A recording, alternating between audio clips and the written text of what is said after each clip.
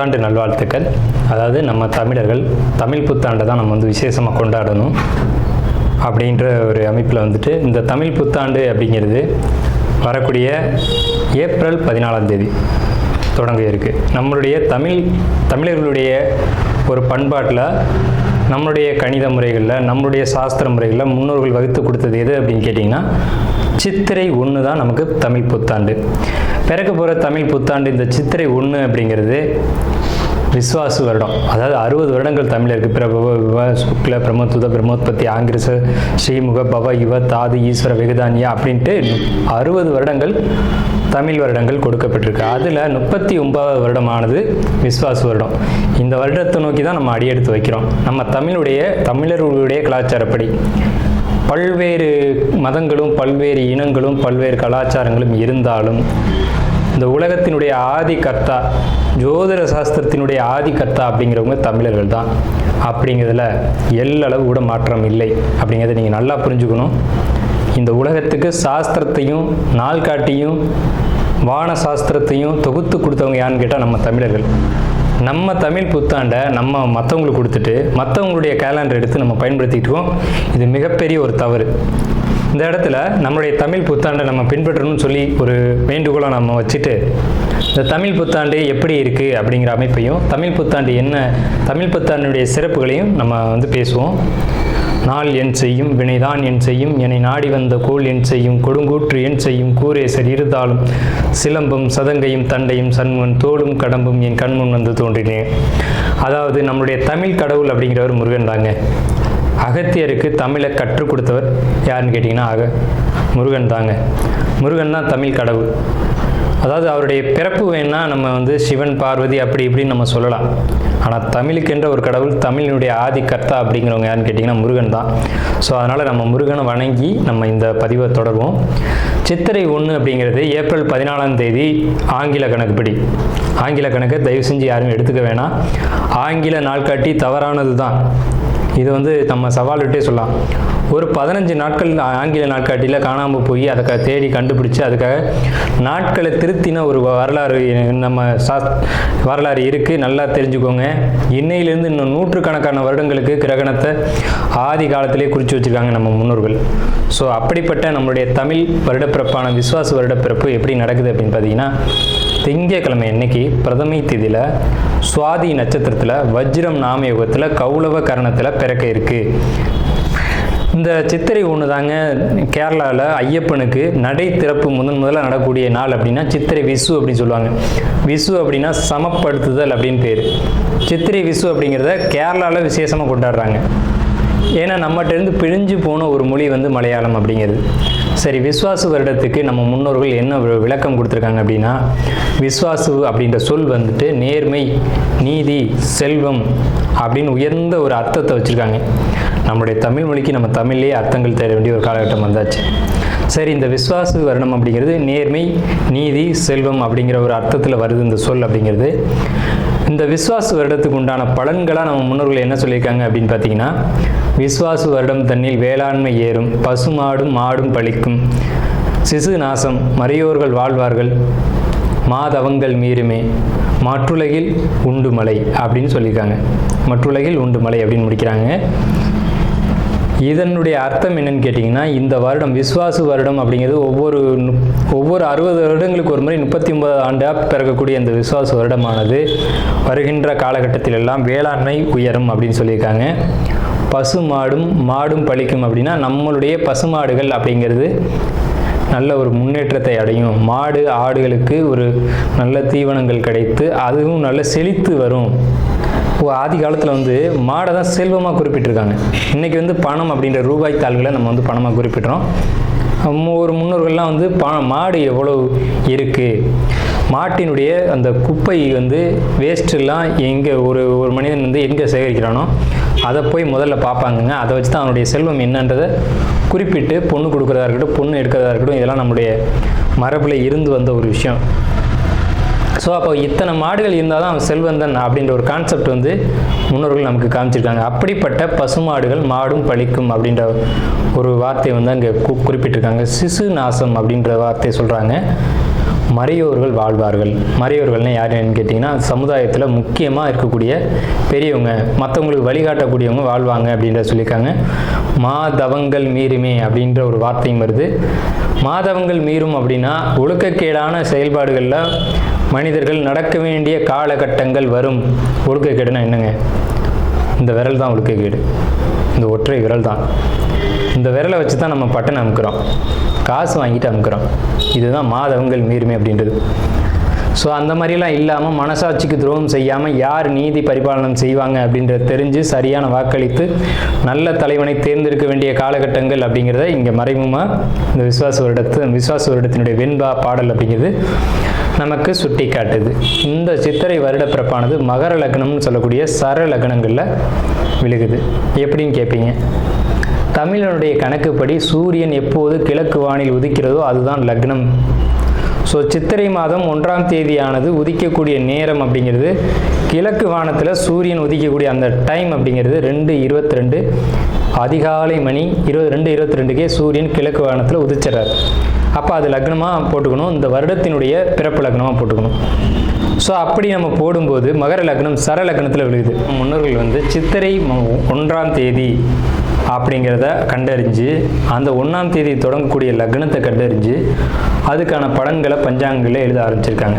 So அதன் அடிப்படையில் சர லக்னமான மகர லக்னத்தில் இந்த புத்தாண்டு அப்படிங்கிறது பிறகுது. இது ஒரு விசேஷமான ஒரு விஷயந்தான். ஏன் அப்படின்னு கேட்டிங்கன்னா, அந்த மகர லக்னத்துக்கு அதிபதியான சனி பகவான் ஒரு பலமான ஒரு நிலையில் வருடப்பிறப்பின் போது இருப்பாங்க அப்படிங்கிற ஒரு விசேஷமான ஒரு அமைப்பில் இந்த வருடப்பிறப்பு அப்படிங்கிறது விஸ்வாச வருடம் பிறக்கின்றது. ஸோ இந்த விஸ்வாச வருடம் பிறக்கும் போதே நமக்கு ஒரு நல்ல செய்தி கிடைச்சாச்சு, இந்த வருடம் நன்றாக இருக்க போகுது அப்படிங்கிற ஒரு விஷயம்.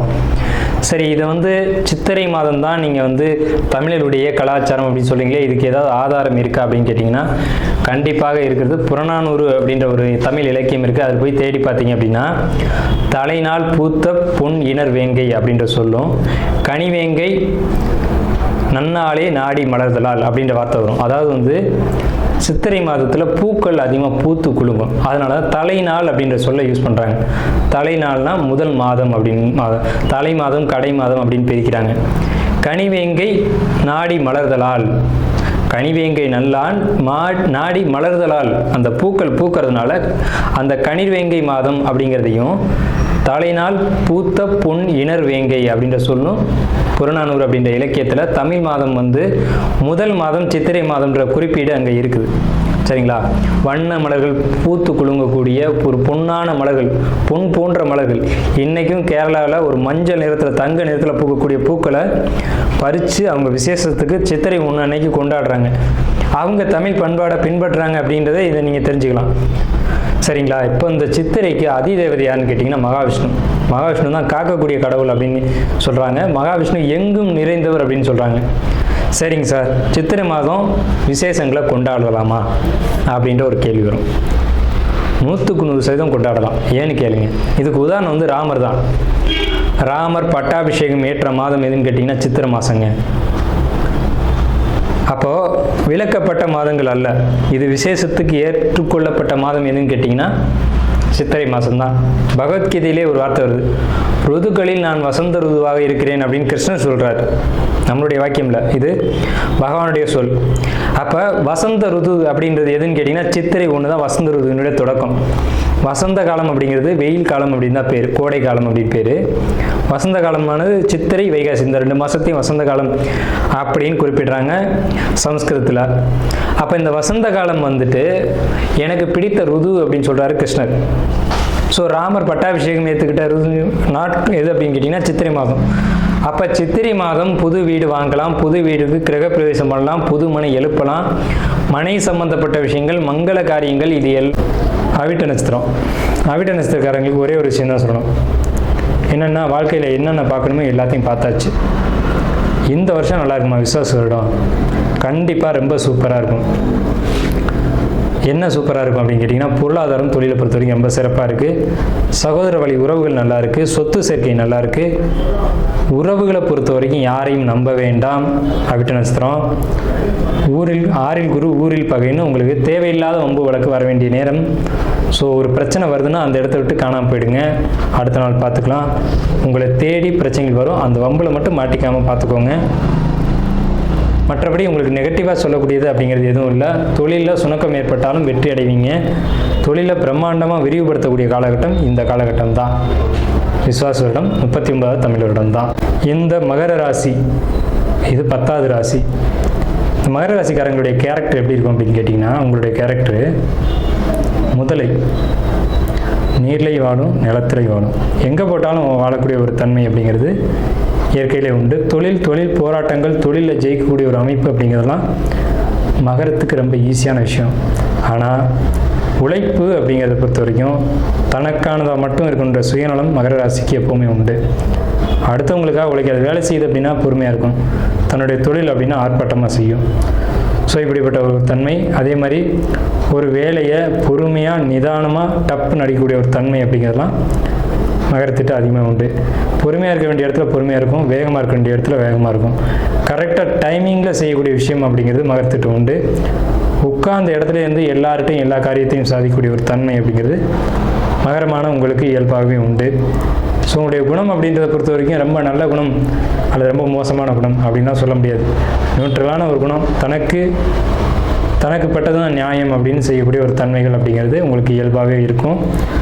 உங்களுடைய ராசிக்கு இந்த விஸ்வாச ஆண்டு எப்படி இருக்கும் அப்படின்ற பேச்சு பலன்கள் தான் நம்ம பார்க்குறோம். விஸ்வாச வருடம் அப்படிங்கிறது 60 வருடங்களில் 39வது வருடம்.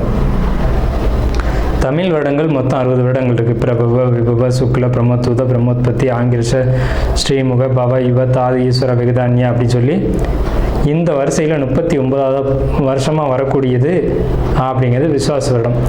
இந்த விஸ்வாச வருடத்துக்கு என்ன சொல்லியிருக்காங்க அப்படின்னா, நம்ம முன்னோர்கள் சொல்லும்போது, விஸ்வாசு வருடம் தண்ணீர் வேளாண்மை ஏறும், பசுமாடும் மாடும் பலிக்கும், சிசு நாசம் மறையோர்கள் வாழ்வார்கள், மாதவங்கள் மீறுமே,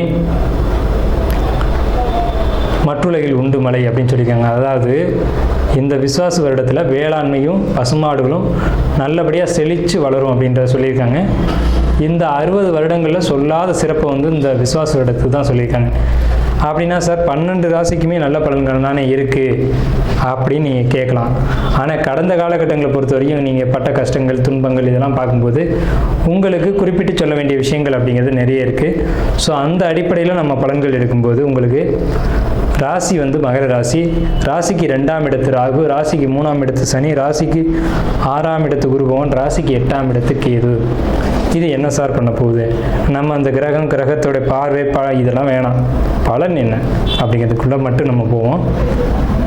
கடந்த காலகட்டங்கள் அப்படின்றது ரொம்ப கசப்பான காலகட்டங்கள். இப்போ தான் உங்களுக்கு சனி பகவானுடைய ஆதிக்கம் அப்படிங்கிறது முழுமையாக குறையுது. எப்போன்னு கேட்டிங்கன்னா, இந்த ஆண்டு சித்திரை 1 தான் அது உங்களுக்கு முழுமையான ஒரு சனி பிடியிலேருந்து வெளியில் வர்றீங்க.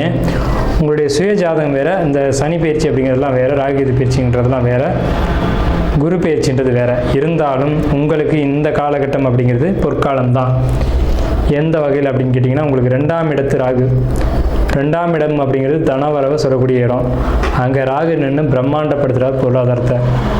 வரக்கூடிய பணத்தை பல மடங்காக பெருக்கி கொடுக்கக்கூடிய ஒரு அமைப்பு அப்படிங்கிறது, தொழில் வேலை சார்ந்த விஷயங்களில் வெற்றி அப்படிங்கிறது இந்த ராகுவான்னு சொல்லக்கூடிய உண்மை. உங்களுக்கு ஒரு முயற்சி அப்படிங்கிறது எந்த ஒரு முயற்சியாக இருந்தாலும் 2 முறை செய்யணும், 2வது இடத்துல தான் வெற்றி அடையணும் அப்படிங்கிற அமைப்பு இந்த காலகட்டத்தில். முயற்சிகள் எடுக்கும்போது கொஞ்சம் சோர்வாக இருப்பீங்க, தாமதப்படுவீங்க அப்படிங்கிற ஒரு அமைப்பு இருக்குது. வெளியூர் வெளிநாடு பயணங்கள் பல வருஷமாக தடையாகிட்டு இருந்திருக்கும். இந்த ஆண்டு போகக்கூடிய அமைப்பு அப்படிங்கிறது ஒரு வாய்ப்புகள் கிடைக்கும், பயன்படுத்திக்கோங்க. அதுலேயும் தடைகளும் தாமதங்களும் ஏற்பட்டு பின்னர் தான் போவீங்க. சரிங்க சார், இந்த குரு பகவான் என்ற நிலை உங்கள் ஜாதகத்தில் சரியான ஒரு அமைப்பில் இல்லை. தேவையில்லாத வம்பு வழக்குகளை நீங்கள் சம்பாதித்து கொள்ள வேண்டிய நேரம். அப்போ எப்படி சார் இருக்கணும்? தான் உண்டு, தான் வேலை உண்டுன்னு அமைதியாக ஒதுங்கி போகணும். மற்றவங்களால் உங்களுக்கு தொந்தரவுகள் வரக்கூடிய நேரம் இல்லை. நான் மல்லு கட்டுவேன், என் பக்கம் நியாயம் இருக்குது, அந்த பேச்சே பேசக்கூடாது. அப்படி பேசுனீங்க அப்படின்னா சில பாதிப்புகளை நீங்கள் சந்திக்க வேண்டி வரும். அப்போ இந்த காலகட்டத்துக்கு ஏற்ற மாதிரி நீங்கள் உங்களுடைய வாழ்க்கையை கடந்து போயிட்டுருக்கணும். ஆறில் குரு ஊரில் பகை, ஆறில் குரு வேருடன் பகை அப்படின்லாம் பழமொழி இருக்குது. ஸோ அந்த கான்செப்ட் வந்து ஒரு பாதிப்பான ஒரு விஷயம். 6ல் குரு இருக்கும்போது அமைதியாக எந்த ஒரு வம்பு வழக்கு இல்லாமல் இந்த விசுவாச இடத்தை நீங்கள் கடந்து போயிருக்கணும். அடுத்து 8ல் கேது. 8ல் கேது அப்படின்னா ஒரு மனசு வந்து ஒரு குழப்பமான நிலையிலே இருக்கும். மனசுக்குள்ளே என்னன்னே தெரியாமல் ஒரு கவலைகள் உருண்டுக்கிட்டே இருக்கும். இந்த 8ல் கேது அப்படிங்கிறது ஆன்மீக பயணங்களுக்கும் ஆன்மீகம் சம்மந்தப்பட்ட விஷயங்களுக்கும் ரொம்ப சிறப்பாக இருக்கும். உங்களுக்கு தந்தை வழி உறவுகளை பொறுத்த வரைக்கும் ரொம்ப சிறப்பாக இருக்கும். தொழில் ஆதாயங்கள் ரொம்ப பிரம்மாண்டமாக இருக்கும். ஆல்ரெடி சொல்லிவிட்டு வருமானத்துக்கு பிரச்சனை இல்லைன்னா, வருமானத்துக்கு பிரச்சனைனா தொழில் பண்ணால் தானே வருமானம் வரும்.